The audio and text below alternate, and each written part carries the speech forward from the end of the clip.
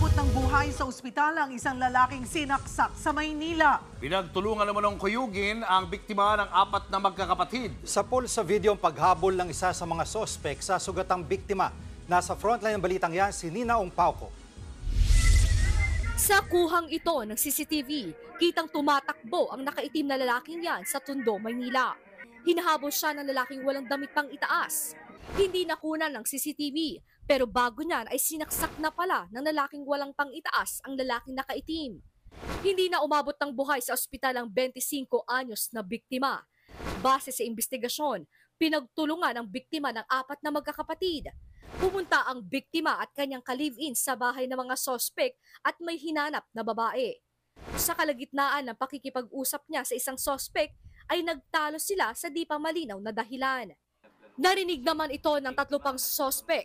Ang ginawa nitong 3, lumabas, hinawakan sa katawan itong ating biktima at itong una niyang kausap na sospek, sinaksak siya sa likuran. Nakita pa raw ng ka-live-in ng biktima kung paanong kinuyog ng mga magkakapatid ang kanyang kinakasama. Doon na siya inindahan ng pagpalo ng baseball bat.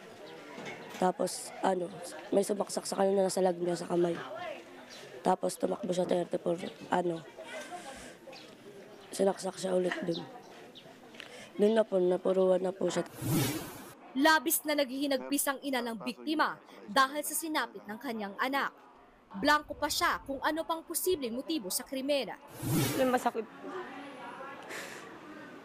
Kasi hindi pa po nahuhuli mga kumatay sa kanya. Iniimbestigahan na ng mga pulis kung ano ang posibleng motibo sa krimen at kung ano ang kinalaman ng hinahanap ng biktima na babae. Tinutugis na rin ng mga otoridad ang 4 na suspect na posibleng maharap sa kasong murder.